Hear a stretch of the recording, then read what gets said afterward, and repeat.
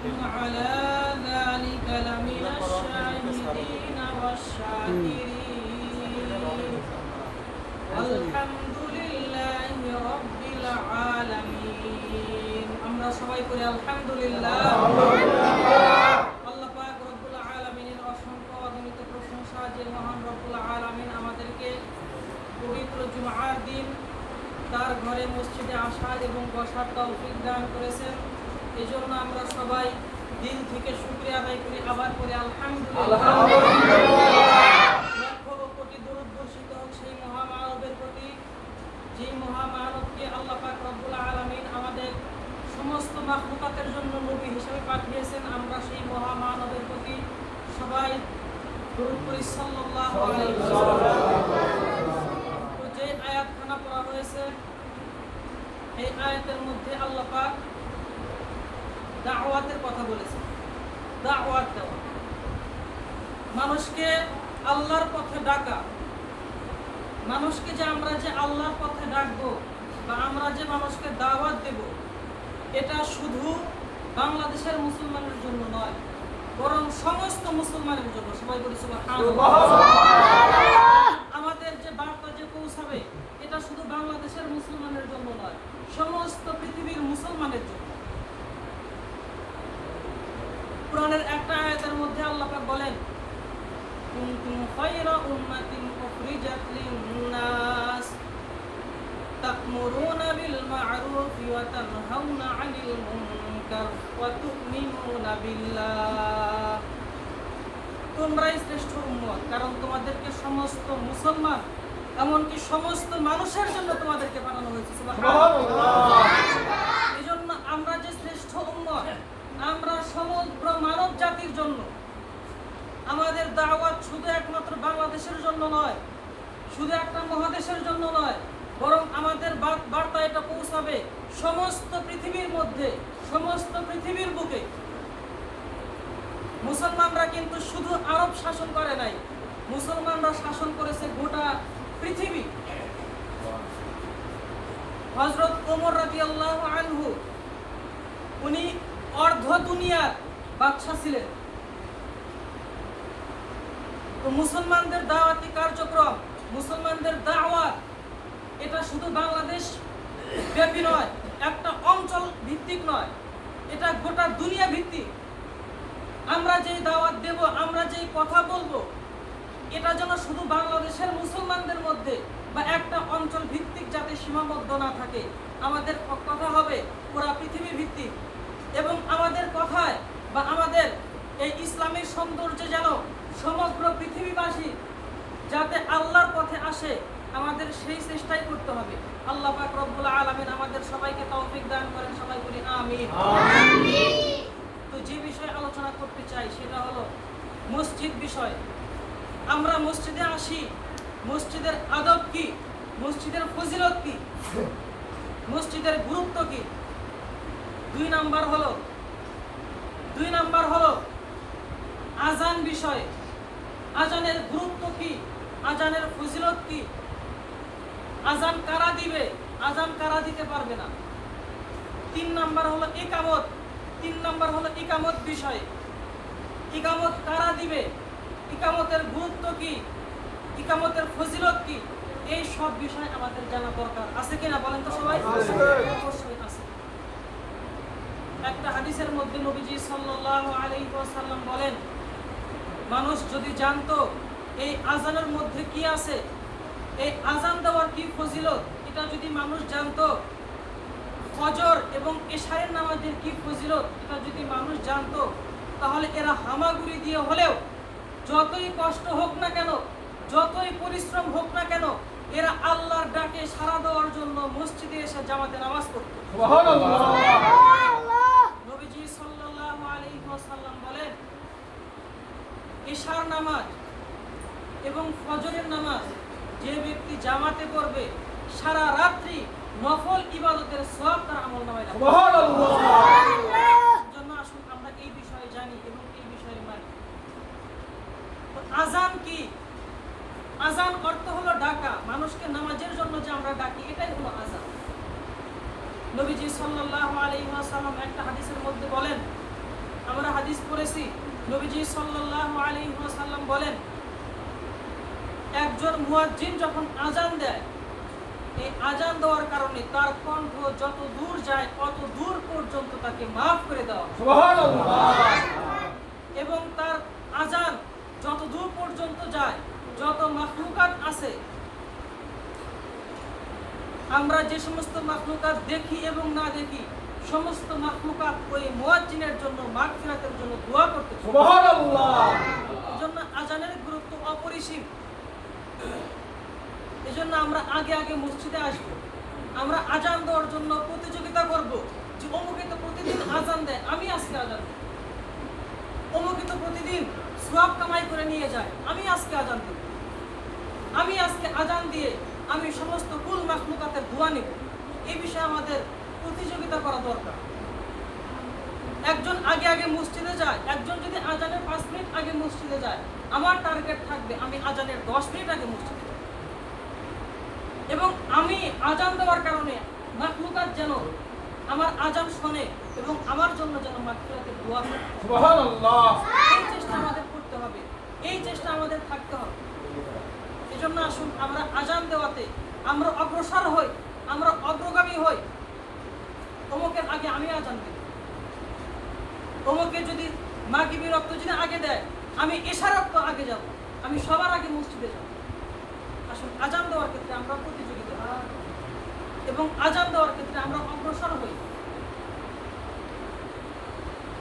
হুজুর পাক সাল্লাল্লাহু আলাইহি ওয়াসাল্লাম হযরত বিলালকে মুয়াজ্জিন নিযুক্ত করেছিলেন।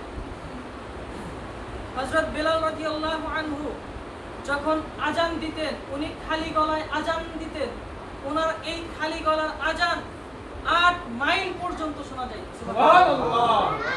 ওনাদের খালি গলার আজান 8 মাইল পর্যন্ত শোনা যায়। কতটা ইখলাস নিয়ে, কতটা ভক্তি নিয়ে, কতটা ভালোবাসা নিয়ে আজান দিতেন। এজন্য আমরা তো আজান দেওয়ার জন্য আসবই এবং অনেক ভক্তি ভালোবাসা নিয়ে আসবো। আল্লাহ পাক বলেন, সাবিকু বিল খায়রাত, তোমরা নেক কাজের দিকে তোমরা অগ্রসর হও, তোমরা নেক কাজের দিকে তোমরা অগ্রসর হও। এজন্য আসুন আমরা আজান দেওয়ার জন্য অগ্রসর হই। পারবো তো ইনশাআল্লাহ? আল্লাহ পাক আমাদের সবাইকে তৌফিক দান করেন, সবাই বলি আমিন। তো এজন্য আজান দেওয়ার ক্ষেত্রে আমরা আগে আগে আসবো, সবার আগে মসজিদে আসবো এবং আজান দেওয়ার এই সুন্নাহটা পালন করব। আজান দেওয়ার কারণে হযরত বিলাল রাদিয়াল্লাহু আনহুকে আল্লাহ পাক সম্মানিত করেছেন।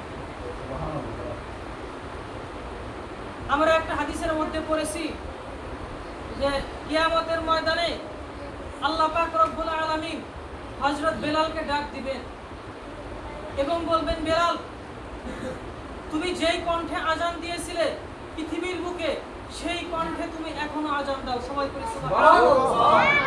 হযরত বিলাল আজান দিবেন, সমস্ত মাখলুকাত, সমস্ত মানুষ সেই আজান শুনবে। আর কেউ যখন আজান দিবে, আমরা যারা আজান দিতে পারি না, আমরাও কিন্তু যে আজান দেয় তার সমান সওয়াব লাভ করতে পারি। সেটা কিভাবে? হাদিসের মধ্যে নবীজি সাল্লাল্লাহু আলাইহি ওয়াসাল্লাম বলেন, ইযা ক্বালা আর-রাজুলু মা ক্বালা আল-মুআদ্দিন, একজন ব্যক্তি যখন আজানের জবাব দিবে, অর্থাৎ আজান যে দিচ্ছে সে যে ভাষায় আজান দিচ্ছে বা সে যা বলছে, যেমন মুয়াজ্জিন প্রথমে বলে আল্লাহু আকবার, আল্লাহু আকবার। যখন মুয়াজ্জিন যখন এটা বলে, তার বলা শেষ, আমি আজানের জবাবে ওটাই বললাম, আল্লাহু আকবার, আল্লাহু আকবার।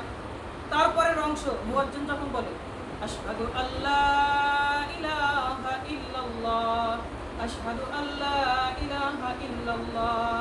মুয়াজ্জিন যখন এটা বলে, আমিও যখন এটা বললাম আশহাদু আল্লা ইলাহা ইল্লাল্লাহ।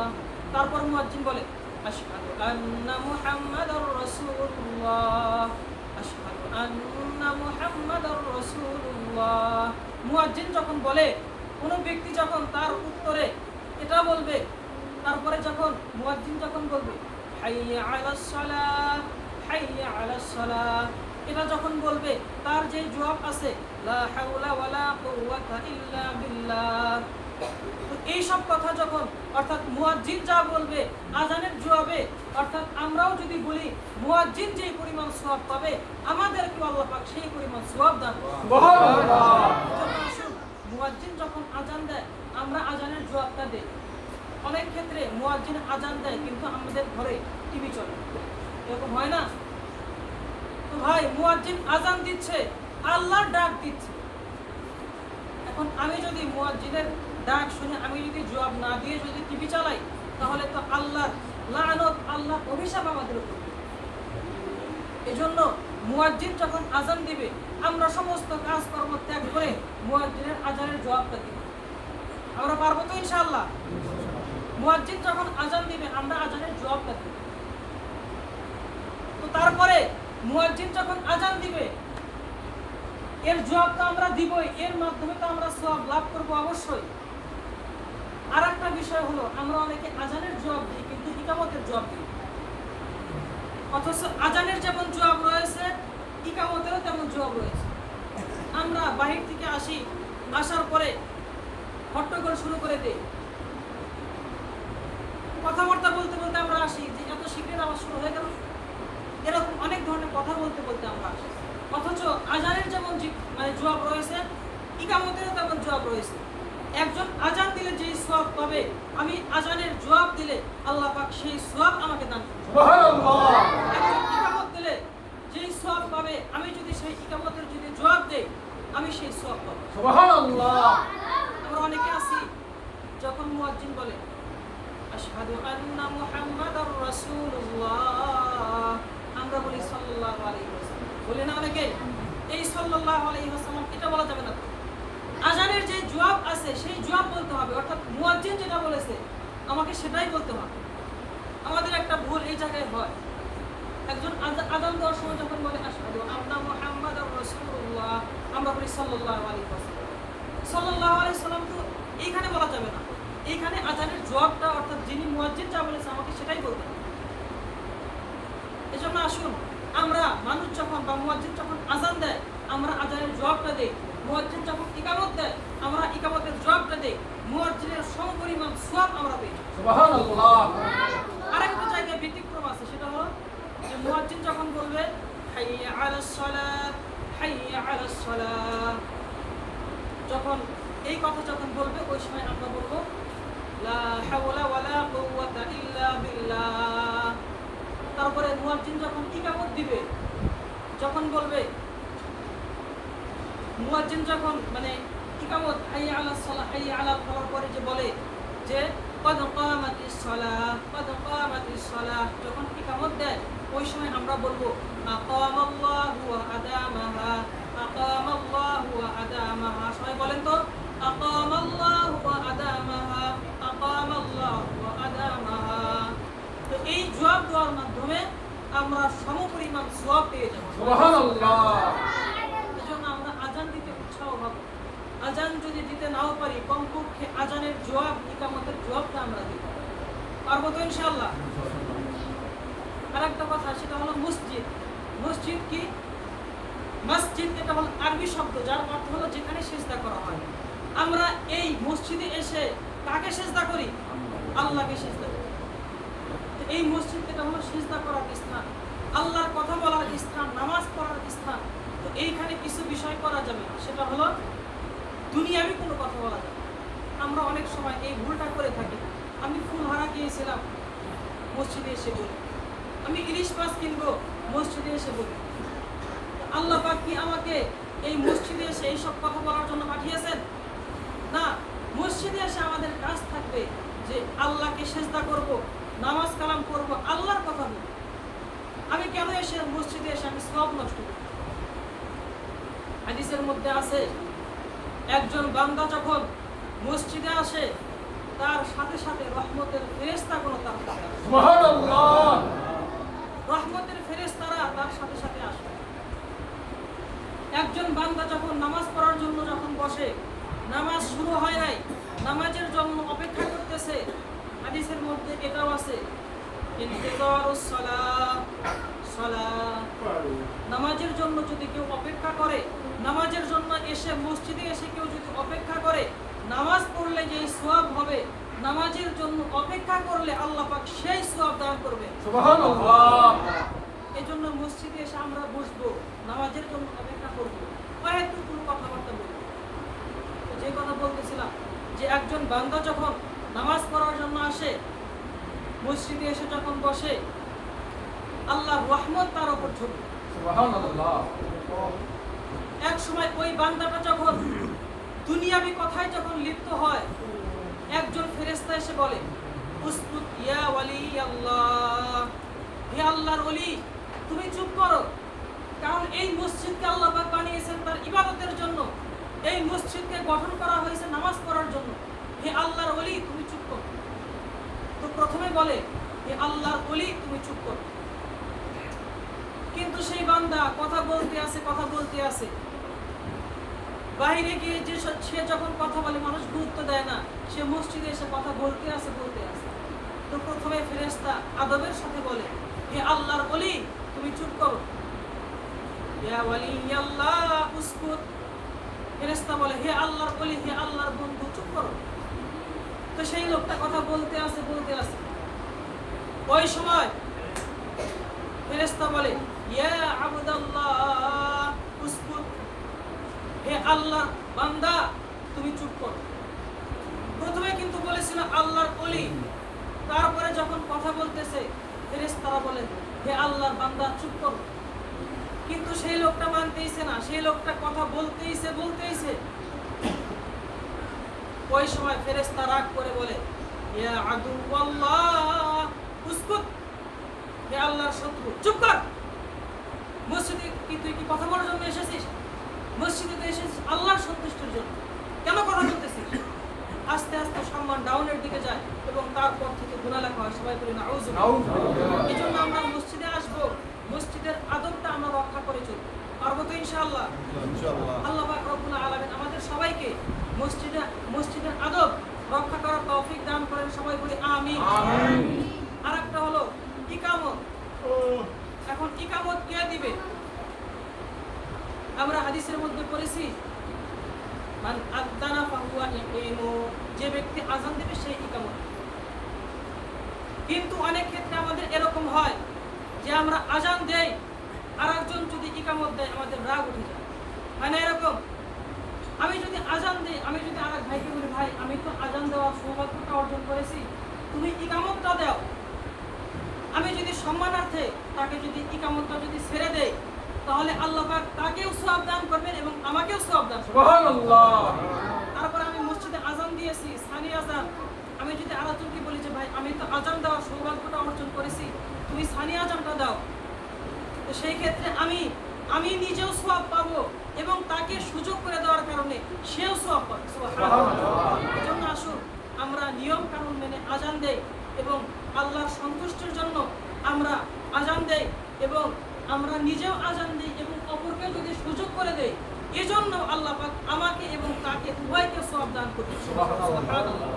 এজন্য আসুন আমরা নিজে আযান দেই, অপরকে সুযোগ করে দেই এবং নিজে আযান দেই, অপরকে সানি আযানের আমরা যদি সুযোগ করে দেই, এক বিন্দু সওয়াব কমবে না। সুবহানাল্লাহ। আল্লাহ পাক রব্বুল আলামিন আমাদের সবাইকে কথাগুলো বুঝার এবং আমল করার তৌফিক দান করেন। সবাই বলি আমিন।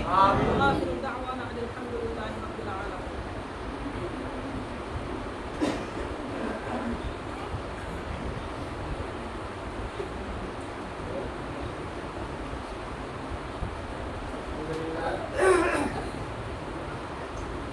আমাদের সমাজ নামাজ শেষ করার পরে যদি কথা বলার জন্য সবাইকে বসতে বলা হয়, কেউ বসে না। আমি একটু বিরক্ত মনে করলেও মসজিদের সম্পর্কে কিছু কথা বলার প্রয়োজন এবং জরুরি। আপনারা সকলেই অবগত আছেন যে এই মসজিদ আয়ের উৎস দুইটা ঈদ এবং বাৎসরিক মাহফিল।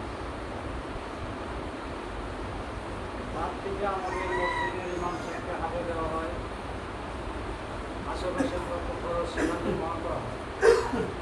ইতিমধ্যে আমাদের দুটো ঈদও পার হয়ে গেছে, বাৎসরিক মাহফিল বাবুটা পার হয়ে গেছে।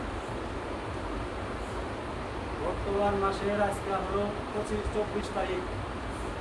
5 দিন পরে ইমাম সাহেবকে বেতন দেওয়া লাগবে, ক্যাশে ইমাম সাহেবের বেতন দেওয়ার মতো কোনো পরিবেশ নেই। এশিয়ার সাহেব বেশ কিছুদিন ধরে বলতেছে ইমাম সাহেবকে বিদায় করার মতো করে ক্যাশে কোনো টাকা নাই। তাহলে আমার সমাজবাসীর কাছে আবদার এবং দাবি, আপনাদের মতামত ব্যক্ত করা লাগবে। যদি এই পর্যায়ে আমরা কি করতে পারি, ইতিপূর্বে আমরা 500, 1000 এরকম করে টাকা ধার্য করেছিলাম, এখনও দেখা যায় 1/3 মানে 2 ভাগ টাকা উত্তোলিত হয়েছে, আরও আর 1 ভাগ বাকি আছে। আমার মনে হয় সেই টাকাগুলো একটু সহযোগিতা করলে ইমাম সাহেবকে বিদায় করে আমাদের কষ্ট হবে না। আর দ্বিতীয় কথা হইল, যেহেতু মাহফিলের সময় আসছে, আপনারা যদি সকলেই মনে করেন, সকলেই এক ব্যক্তি বলেন যে মাহফিল করার প্রয়োজন বা মাহফিল করবেন, তাহলে যার যে কোনো আঙ্গিকে যদি বক্তা থাকে দাওয়াত করবেন এবং আলোচনা করবেন। আর যদি মনে করেন যে মেম্বারে বসে যারা বলে সবার কাজ তারাই করবে, কালেকশন তারাই করবে, মাহফিল তারাই শুনবে, তাইলে আমার মনে হয় এত কষ্টকর করে এত মনের ভিতরে দ্বিধাদ্বন্দ্ব রেখে মাহফিল করা ঠিক হবে না। এখন মাহফিলের সময় আপনারা সবাই বলেন যে মাহফিল করা প্রয়োজন, পোস্টার আসে, কালেকশন করার মতো লোক থাকে না, হাট যাওয়া হয়, হাটে যাওয়ার মতো লোক থাকে না। এইরকম পরিবেশই যদি হয়, তাইলেই আপনারা একটা পরামর্শ দেন, যেহেতু 100 ঘরের মতো সমাজ, ইমাম সাহেবের হাদিয়া 9500, বাড়ি প্রতি যদি 100 করে দেন আমাদের ইমাম সাহেবের হাতে উঠবেন। আমরা সবাও দিলাম না, ঈদের টাকা উঠাইলাম না, ঈদের টাকাও দিলেও আপনাদেরকে দেওয়া লাগবে, সবাই টাকা দিলেও আপনাদেরকে দেওয়া লাগবে, আর মাসে মাসে টাকা দিলেও আপনাদেরকে দেওয়া লাগবে। যদি আপনারা মতামত পেশ করেন কোনটা করলে ভালো হয়। যদি মনে করেন স্বভাব বাৎসরিক স্বভাব করা হয়, এখানে অনেক মুরব্বীরা আমাদের থেকে দুনিয়া থেকে বিদায় নিছে, অনেক বাহিরের থেকে আলেম ওলামা আনা হয়, মুসাফির হিসেবে তারা দোয়া করে, আমরা তাদের হাতে হাত তুলে আমিন আমিন করি। আর আমাদের এই মসজিদ হওয়ার পর থেকেই আজ পর্যন্ত এই মসজিদে প্রত্যেক বছরই মাহফিল হয়। সেদিকেও দৃষ্টি রেখে যদি মনে করেন মাহফিল করা দরকার, তাহলে বক্তা দাওয়াত দেওয়ার চেষ্টা করবো বা বক্তা খোঁজার চেষ্টা করবো। আর আমাদের মেম্বার সাহেবের ধারণা যে এই বছর বক্তারা একটু ভালো মানের এবং অপরিচিত অনেক দূরের বক্তা আনার চেষ্টা করবেন। ওনার প্রস্তাব, আপনারা যদি একমত থাকেন তাহলে ওই ধরনের একটা বক্তার খোঁজ করতে পারি। আর যদি মনে করেন যে না, অত ভালো বক্তা, অত বড় বক্তা আনার দরকার নাই, ছোটোখাটো বক্তা এনে সভা দিয়া আমাদের কাঙ্ক্ষিত জায়গায় বুঝতে পারলেই আমরা কাঁদিলাম। কথা বলেন, কেউ তো কিছু বলতেছেন না। যারা একজনই বক্তা তাদের ডেট এখনই দাওয়াত দিলেও জানুয়ারি ফেব্রুয়ারি আগে ডেট পাওয়া যাবে না। এখনই যদি দাওয়াত দেয় জানুয়ারি ফেব্রুয়ারি আগে ডেট পাওয়া যাবে না। আবার ফেব্রুয়ারি 18 তারিখে মাশাআল্লাহ 18 তারিখের থেকে ইনশাআল্লাহ রোজা। আমার মতামত হলো, মোল্লা কিরো 1 টাকা নেওয়ার দরকার নাই, সভা শান্তি কিচ্ছু করার দরকার নাই। প্রতিবারের থেকে মাসে মাসে 100 টাকা দিয়ে, যদি তাদের ইমাম সাহেব লাগে, আর ইমাম সাহেব যদি না লাগে, তাহলে প্রত্যেক বাড়ির থেকে একজন করে ইমামতি করবে। 1 মাস করে করে ইমামতি করবে, সেই ইমামতি করে আর না টাকা দিবে।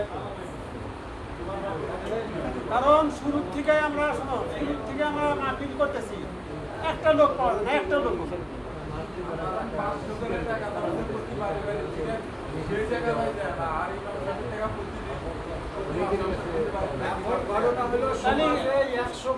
তাহলে সবার কালেকশনেও যাবো না, 100 ঘর বাড়ি, টাকাও দিব না, তাহলে ইমাম সাহেবের দরকার নাই, কিছু অলস কিছু এইরকম লোক থাকে।